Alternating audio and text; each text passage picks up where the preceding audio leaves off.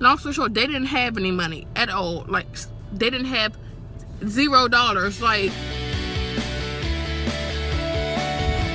hello you all, and welcome back to my channel. So it seems like I always do my vlogs in the car, but I thought that I would give you all a story time today. So there was this guy that I was talking to, and I had my best friend at the time. I had my best friend with me. So we were just going to go kind of like a double date or whatever, because he was with one of his friends who was like whatever. We were both, all four of us was bored. And so we just decided to go to the hookah, go to a hookah lounge.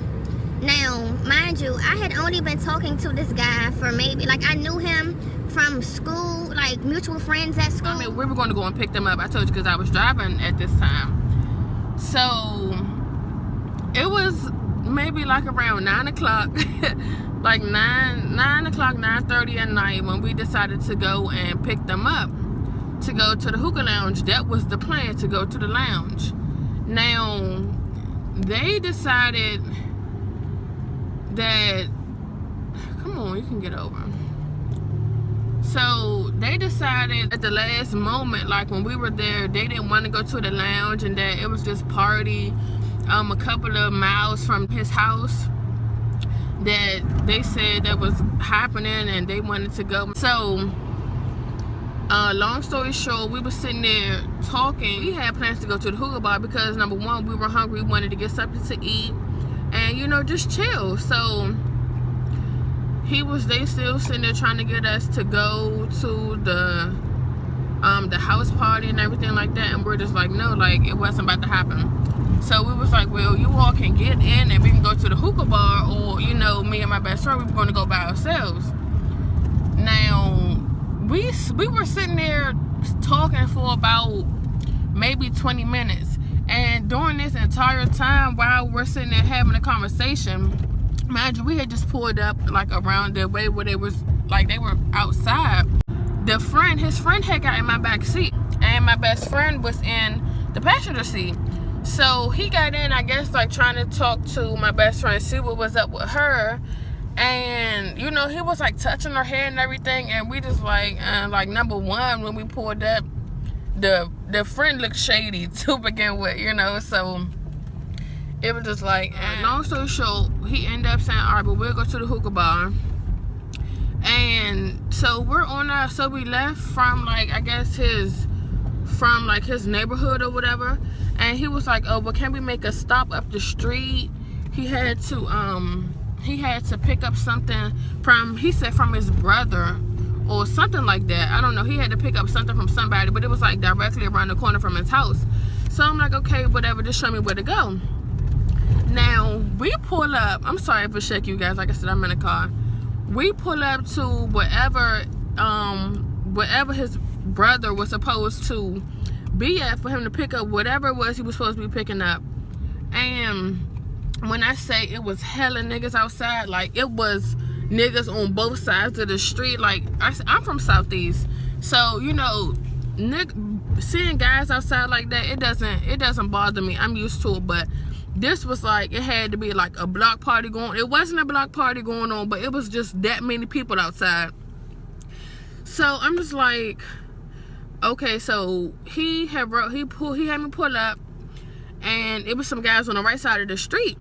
By the time we actually got to his quote-unquote brother's house, I was already irritated because, like I said, we were supposed to be going right to the hookah spot, but we sat there for like an extra 25-30 minutes having a conversation about where we were actually going, when, you know, me and my best friend, we already had plans on going to the hookah place.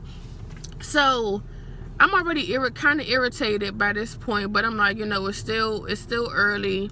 We're gonna chill out, you know, it's whatever. So we get, like I said, we at his brother's house, and he rolls down the window, asks whoever, have they seen him or where he is, and nobody's seen him. So he was like, well, let me see your phone so I can call him. I was like, what you need to see my phone for? He was like, cause mine is dead or something. I said, but I was just talking to you on your phone. How's your phone dead? Anyway, so I hand him my phone, let him call whoever this person was. He pulls out this little trap phone. And when I say trap phone, I mean trap phone. Like, it was like one of those little teeny, my first Nokia, don't even, no touch screen, just one of those phones. So I'm just like, okay. So he was like, I guess he had to get his number out the phone. He calls the guy and asks him where he is. He was outside or whatever the case may be. Now, anyway, skipping all over that, basically he was there to buy weed from his quote-unquote brother. And me and my best friend was looking at each other like, I know he did not just have us drive him somewhere to go so he could pick up some weed in this alias ass neighborhood. So we were just like, what the fuck is going on? So anyway, so we left from there. We headed down Georgetown to the hookah spot. Before we even got down there, I really just wanted to turn around and just take them back home from jump. Like, I didn't even want to sit down and eat with them, talk to them, conversate with them. None of that. I didn't want to do anything. I really wanted to just get out of their presence. Anyway, so we're in the hookah spot. They had an indoor section and an outdoor section. We decided to go outdoors because it was nice outside. Now, when we first got in the place, they were just so ghetto. It was, I'm not saying that I'm not, like I said, I'm from Southeast, but I'm not hood and all of that. But they were just wrong place, wrong time, just loud, just doing too much basically. And me and my best friend were just like I was really put off by that. So anyway, we finally got our table and we're looking at the menu, seeing like the different flavors for the hookah, and you know, Simba was on the menu for us to get to eat and to drink and everything like that. So the little waitress, I don't know if it was a male or female, I can't remember, they came to the table asking us about you know, what hookah we wanted. And I think we had got like mango. When she came back with the hookah eggs, you know, what we wanted to drink, me and my best friend, I don't remember what we had, but maybe, I don't know, maybe I always gave it like lemonade or sweet tea. So I'm guessing that's what I had. And I think my best friend had a soda. And the guy who I was talking to, he was like, just let me get a water. And his friend said the same thing, just let me get a water. And I'm just like, my best friend looked at me and I looked at her, like we gave each other like this look, this famous look that we always give each other. Like, okay, like this. So I wasn't going to say anything. I'm like, shit, if they want to drink water, they can drink water. Like, whatever, it's whatever. So, you know, but in the back of our house, I'm like, so do they not have money at this point? Like, I'm not understanding why would they just order a water. And so she brung our drinks to the table. They didn't order anything to eat. So my best friend, being the outspoken person that she is, she was like, so y'all not gonna order nothing to eat? Y'all want nothing to eat? Y'all not hungry? Like, she talked really fast. Hey, mind you, long story short, they didn't have any money at all. Like, they didn't have $0. I think the water was free. So once we paid for our food, our drinks, our hookah, and you know, once again we were walking ahead of them, not on purpose.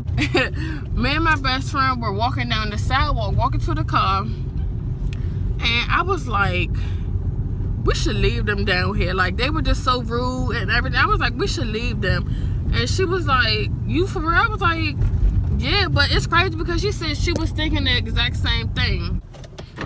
It was like this really long sidewalk, and then you had to turn like up a hill. That's where the car was. So once we got, we was like, okay, so we sitting there talking to each other, walking and giggling, because we was like, I can't believe we about to do this, like, whatever.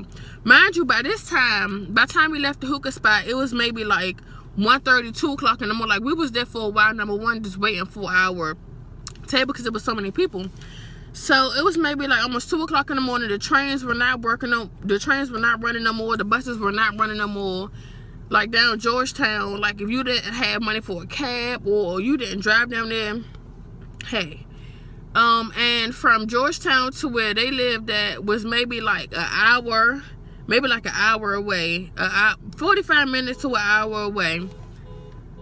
And so we was like, so when we get to the corner, we're gonna run up. Like I said, when we get to the corner, we're gonna haul ass up this hill and get in the car and just pull the fuck off. Like, fuck it, we're gonna leave them. So we like, all right. So by the time we get to the corner, me and my best friend literally take off up the hill, like haul ass into the car. And I was like, I think I told her to hurry, because she run faster than me, like my fat ass. She can run faster than me. I was like, so you hurry up, go get in the driver's seat. And, you know, because I think we had to turn the car around to go in the direction that we needed to go in, where it wasn't no traffic. So they couldn't, like, see us in traffic or whatever, because we had to turn around and go back up the hill to hit the main street, because they were still down, like, where the movie theaters was at. So I told her, hurry up, go get in the car, you know, start the car and turn the car around. So after she took off all the way up the hill, we were probably like midway up the hill. She took off, went to hurry up, go start the car. She got out the parking space. By the time she pulled out the space, I was at the car. So I'm like, hurry up, turn the car around, So she turned the car around. By the time she turned the car around, they were just bending the corner, and I'm looking, I'm turned around, and I'm just like, oh, there they go. They like, we were so childish. Like, it's so funny now, but it's like we were so childish for doing that. But they were so disrespectful. I don't regret it at all. But we turned around and we laughed literally the entire time home, you guys. Like, we were laughing so hard. And I told you, he said his phone was dead. So that the next the next day, back then it wasn't no blocking numbers and none of that. It was just like whatever. So the next day he texted me, sending death threats to talk about he gonna get me killed and all this other stuff. I was like, why? Because you mad because your feet hurt, because you had to walk home. Y'all, they had no money for the bus, no money for a cab. I don't know how they got home or what time they got home. I did not care, because I'm like, how can you treat females like that and just be like, oh well, yeah, after this terrible night, I'm gonna just take you back home, all the way back home, go past my house, just take you back. No. So we left their asses right down Georgetown with no money, $0 at like 2 o'clock in the morning. And like I said, I don't know how they got home. I don't care how they got home, but like the next like 2 days, he was sending me threats and all. He didn't know where I lived at, none of that. He's sending me threats. He gonna do this, he gonna do that. I'm just like, okay, like it was just so funny to me, because like the fact that we actually left them was just fucking hilarious. So his little threats got to a point where I'm just like, all right, let me just tell one of my brothers that this dude, he want to be on some fake wild stuff right now. So I had to tell one of my brothers, let him know where he stay at and all that. He had to go set some things straight. So that was the end of that. But I mean, guys are just so sometimes. like I said, I regret it not one bit. I would do it again. Like, I should have just gone with my first instincts from the jump and just be like, turn the car around. Like, nah, you can go back home. We'll go by ourselves. Because I feel like that's what we should have did from the jump. But we didn't do that. But I hope y'all enjoyed my little story time. If you liked it, please give me a thumbs up so I can do more story times. I have a lot of stories, you all. Like crazy stories. This was just a little, I just wanted to talk to you all while I was on my way to come and pick up my pumpkin, pick up Kevin from work. And don't forget to like and subscribe. New videos every Monday and Friday. So be on the lookout for that. And my pregnancy updates, belly updates, all that. It's coming soon. So yeah. Deuces.